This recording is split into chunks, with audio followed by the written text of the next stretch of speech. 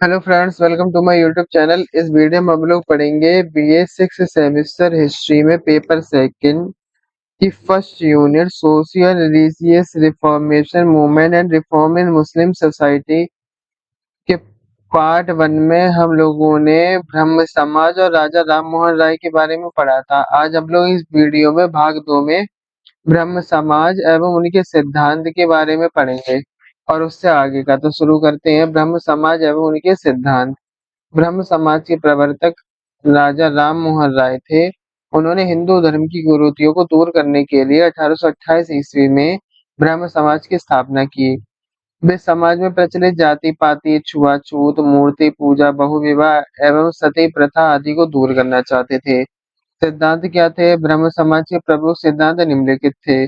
परमात्मा एक है तथा वह संपूर्ण सद्गुणों का केंद्र एवं भंडार है। ब्रह्म समाज में एकेश्वरवाद पर ज्यादा जोर दिया जाता था। परमात्मा सृष्टि का रचयिता और संरक्षक है। वह निराकार, शाश्वत, अदृश्य और सत्य है तथा वह न कभी जन्म लेता और न देह धारण करता है। और चौथा, ईश्वर की पूजा सबके लिए है। इसमें वर्ण तथा अथवा जाति संबंध का विभेद नहीं है। ये लोग जाति तथा वर्ण भेद को नहीं मानते थे। ईश्वर पूजा संन्यास, मूर्ति पूजा एवं कर्म कांड के द्वारा नहीं बल्कि आध्यात्मिक रूप से की जानी चाहिए। धर्म का भाय आडंबर से कोई संबंध नहीं है। ये लोग भगवान की पूजा, संन्यास या मूर्ति पूजा यानी मूर्तियों की पूजा के विरुद्ध थे। कर्म कांडों में हवन कथा वगैरह के लिए गलत माना गया है। इन्होंने ये बताया कि ऐसा कुछ नहीं होता है। फाइव पांचवा, परमात्मा की पूजा शुद्ध मन से करनी चाहिए लेकिन मूर्ति पूजा नहीं करनी चाहिए। ये मूर्ति पूजा के सख्त खिलाफ थे। छह, मनुष्य को पाप का त्याग कर सभी धर्मों से सत्य को ग्रहण करना चाहिए। किसी भी पुस्तक को दैवीय नहीं मानना चाहिए क्योंकि कोई भी पुस्तक त्रुटि रहित नहीं होती है। ये किसी भी दैवीय पुस्तक, महाकाव्य या कुछ भी हो, जैसे किसी धर्म से संबंधित जो पुस्तक हो, वो उस पुस्तक को दैवीय नहीं मानते थे। आठ, ईश्वर पापियों पुण्य आत्माओं को उनके कर्मों के अनुसार फल देता है। नौ, मनुष्यों को प्रज्ञा, परोपकार और पवित्रता द्वारा ईश्वर की भक्ति में लीन होना चाहिए क्योंकि यही सच्चा मोक्ष है। ब्रह्म समाज में निम्नलिखित सामाजिक सुधारों की ओर ध्यान दिलाया। समाज में प्रचलित जाति भेदभाव को उन्मूलन करना। इन्होंने जाति भेदभाव को कम किया। बाल विवाह, जब छोटे बच्चों की शादी हो जाती थी। बहु विवाह यानी एक व्यक्ति की एक से ज्यादा पत्नियां होना।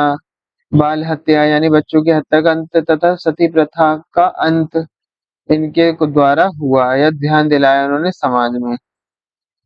विधवा विवाह का प्रचलन करना, छुआछूत का अंत करना, अंधविश्वास एवं रूढ़िवादिता का अंत करना। ब्रह्म समाज का अब हम पढ़ते हैं इसका संक्षिप्त इतिहास। ब्रह्म समाज की पहली बैठक 20 अगस्त 1828 ईस्वी को हुई।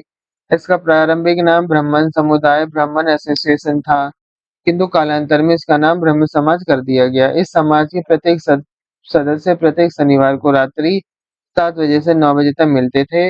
इसके सदस्य संस्कृत में उपनिषदों के श्लोकों का पाठ करते थे। उपनिषदों के संस्कृत श्लोकों का अनुवाद बांग्ला भाषा में किया जाता था और उसी में प्रार्थना की जाती थी। प्रथम काल में ब्रह्म समाज में कोई संगठन, कोई सदस्य शुल्क या सिद्धांत नहीं था। सप्ताह में एक दिन सभा के सदस्य केवल प्रार्थना के लिए एकत्रित होते थे। जनवरी 1830 ईस्वी में राममोहन राय ने ब्रह्म समाज के लिए कलकत्ता में चितपुर रोड पर एक मकान लेकर उसका उद्घाटन किया और कहा गया कि इसका उपयोग सार्वजनिक सभा स्थल के रूप में होगा। अर्थात इस मकान का उपयोग उन सभी लोगों द्वारा किया जाएगा जो पवित्र ढंग से प्रार्थना में शामिल होना चाहते हैं। राजा राममोहन राय का विश्वास था कि ऐसा करके वे हिंदू धर्म का पुनरुत्थान कर उसमें मूल रूप से कर रहे हैं। किंतु वस्तुतः राममोहन ने ब्रह्म समाज के सदस्यों को हिंदू धर्म से अलग रखने का प्रयास किया और इसे अधिकतर ईसाई नुमा बना दिया। लोगों का कहना था कि जिस तरह की ये बातें करते थे उससे ये लगता है कि थोड़े ये ईसाई धर्म की बातें कर रहे हैं। राममोहन राय द्वारा चलाई गई प्रार्थना पद्धति ईसाई प्रार्थना पद्धति से मिलती जुलती थी तथा ब्रह्म समाज का वह काल ईसाई धर्म के सिद्धांतों से अधिक प्रभावित था।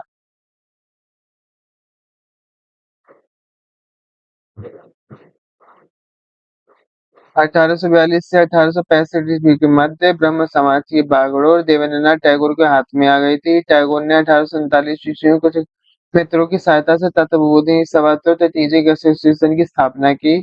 इस सभा के सदस्य प्रति सप्ताह धार्मिक वाद विवाद के लिए एकत्र होते और प्रतिमा प्रार्थना में शामिल होते थे। 1842 ईस्वी में देवेंद्रनाथ टैगोर एवं उनके साथी भी ब्रह्म समाज में शामिल हो गए, अतः कुछ समय तक तत्वबोधिनी सभा तथा ब्रह्म समाज के एक साथ काम करते रहे। शीघ्र ही देवेंद्रनाथ टैगोर ब्रह्म समाज के नेता बन गए। इन्होंने एक तत्वबोधिनी पत्रिका का प्रकाशन आरंभ किया तथा एक तत्वबोधिनी पाठशाला कायम की गई। इस पाठशाला का उद्देश्य ब्रह्म समाज के धर्म प्रचारकों को प्रशिक्षित करना तथा पाठशाला कायम की गई। ब्रह्म समाज के धर्म प्रचारकों को प्रशिक्षित करना तथा ईसाई धर्म के प्रचार को रोकना था। देवेंद्रनाथ टैगोर ने राममोहन राय का समर्थन अवश्य किया, लेकिन ईसाई धर्म के सिद्धांतों को अपने लिए अलग रखा अपने से। 1843 ईस्वी में उन्होंने ब्रह्म शपथ यानी ब्रह्म कुमार कोवनेरेल का सूत्र प्रस्तुत किया। यह शपथ सभा के प्रत्येक सदस्य को लेनी पड़ती थी कि मूर्ति पूजा नहीं करना है, प्रेम पूर्वक ईश्वर की प्रार्थना, उन कार्यों को करना जो ईश्वर को प्रिय लगते हैं। इस शपथ में ब्रह्म समाज काफी सुसंगठित हो गया। इसी समय देवेंद्रनाथ ने ब्रह्मोपासना वर्ष को ब्राह्मण का प्रचलन किया। ऐसे ब्रह्म समाज की पूजा पद्धति में परिवर्तन आया और उन्होंने ब्रह्म समाज के द्वार सबके लिए खोल दिए। इससे शूद्र भी इसकी प्रार्थना में शामिल होने लगा, जो उस समय के लोगों को कहीं शूद्र माना जाता होगा, अब तो नहीं, को शामिल करने लगे। ब्रह्म समाज के नेता देवेंद्रनाथ टैगोर को स्कॉटलैंड के धर्म प्रचारक अलेक्जेंडर डफ की आलोचना का शिकार होना पड़ा। डफ ने अपनी पुस्तक इंडियन इंडियन मिशन भारत और भारतीय मिशन में वेदों के सर्वोपरिता की आलोचना की। देवेंद्रनाथ ने भी वेदांत विंडिकेटेड नामक पुस्तक द्वारा इसका जवाब दिया। देवेंद्रनाथ के नेतृत्व में ब्रह्म समाज हिंदू धर्म का मान संरक्षण बन गया। उन्होंने शिक्षा व्यवस्था की ओर भी ध्यान दिलाया। वे तकनीकी और रोजगारोन्मुखी शिक्षा के समर्थक थे। उनका ध्यान था कि शिक्षा ऐसी होनी चाहिए जिससे रोजगार प्राप्त हो और तकनीकी बढ़े। उन्होंने भारतीय उद्योगों के विकास पर जोर दिया। स्त्री शिक्षा और महिला मुक्ति के भी बड़े समर्थक थे। 1857 में केशव चंद्र सेन ब्रह्म समाज में शामिल हो गए और देवेंद्रनाथ टैगोर के पश्चात से इसके नेता बने। केशव सेन अंग्रेजी भाषा के अच्छे ज्ञाता थे तथा बैंक ऑफ बंगाल में नौकरी करते थे। 1861 ईस्वी में उन्होंने नौकरी छोड़ दी और अपने साथियों के साथ ब्रह्म समाज में शामिल हो गए। उन्होंने ब्रह्म समाज में एक ब्रह्म विद्यालय की स्थापना की तथा एक अंग्रेजी पत्रिका द इंडियन मिरर का संपादन शुरू किया। 1864 ईस्वी में केशव बम्बई आ गए। यहाँ उन्होंने सफलतापूर्वक उपदेश दिया। 1864 में उनके यही प्रयासों से वेद समाज की स्थापना की गई। केशव चंद्र सेन द्वारा किए गए सुधारों से ब्रह्म समाज के पुराने सदस्य घबरा गए, यहाँ तक कि देवेंद्रनाथ टैगोर भी घबरा गए। उन्हें लगा कि सामाजिक सुधार की आड़ में ब्रह्म समाज अपनी आध्यात्मिक शक्ति न खो बैठे। देवेंद्रनाथ सामाजिक सुधार की अपेक्षा ब्रह्म समाज पर अधिक ध्यान देते थे। अंततः ब्रह्म समाज दो दलों में विभक्त हो गया। 1965 में केशव चंद्र सेन और उनके समर्थक ब्रह्म समाज से अलग हो गए। 1865 से 1878 ईस्वी के मध्य ब्रह्म समाज दो दलों साधारण ब्रह्म समाज तथा आदि ब्रह्म समाज में बढ़ गया। देववाद एवं सामाजिक सुधार की परंपरा भी इस समय बनी रही। 1866 ईस्वी में केशव चंद्र ने एक नए ब्रह्म समाज की स्थापना की, जिसे भारत का ब्रह्म समाज कहा गया। अगस्त 1769 ईस्वी में कलकत्ता के महुआ बाजार स्टेज में नव ब्रह्म समाज की बैठक हुई। नव ब्रह्म समाज के युवक सदस्य आरंभ से सामाजिक सुधारों के प्रति उन्मुख थे, यानी तैयार रहते थे, उधर झुके हुए थे। वे स्त्री शिक्षा एवं महिला मुक्ति के बड़े समर्थक थे। पर्दा प्रथा का विरोध कर वे अपनी गृहिणियों के साथ समाज की प्रार्थनाओं में शामिल होने लगे। बाल विवाह का विरोध तथा विधवा विवाह को प्रोत्साहन दिया गया। नव ब्रह्म समाज काफी सफल रहा। इसके धर्म प्रचारक दूर दूर देहातों में गए। 1877 ईस्वी का कूच बिहार विवाद का मामला केशव चंद्र सेन के जीवन की अत्यंत महत्वपूर्ण घटना थी। उन्होंने अपनी 14 वर्ष से कम की उम्र की पुत्री का विवाह 16 वर्ष से कम उम्र के कूच बिहार के राजकुमार से कर दिया, जिससे उनकी काफी विरोध हुआ कि एक तरफ वे बाल विवाह की ओर खिलाफ आंदोलन कर रहे हैं और उधर उन्होंने बच्चों की शादी करा दी, 14 वर्ष से कम और 16 वर्ष से कम उम्र के लोग बालकों की। 1878 से 1884 ईस्वी के मध्य साधारण ब्रह्म समाज की स्थापना की गई। पंडित शिवनाथ शास्त्री साधारण ब्रह्म समाज के प्रमुख थे। जनवरी 1861 ईस्वी में ब्रह्म समाज के नव विधान न्यू डिस्पेंसेशन का निर्माण किया गया। इसका प्रमुख उद्देश्य सभी धर्मों की सच्चाई को जानना था। 8 जनवरी 1884 ईस्वी को केशव चंद्र सेन का देहांत हो गया। केशव चंद्र सेन की मृत्यु के बाद ब्रह्म समाज पर आंतरिक कलह बढ़ गई। 1905 ईस्वी में इसके अध्यात्म गुरु महर्षि देवेंद्रनाथ टैगोर का निधन हो गया। 1833 में साधारण ब्रह्म समाज की स्थापना हुई। थी जो तभी से ठीक ढंग से कार्य कर रहा था। ब्रह्म समाज के मुख्य सिद्धांत यही थे कि ईश्वर सर्वज्ञ है, ईश्वर अदृश्य है, ईश्वर प्रार्थना सुनता और जवाब देता है। केवल आध्यात्मिक ढंग से ईश्वर उपासना करनी चाहिए, मूर्ति पूजा व्यर्थ है इत्यादि।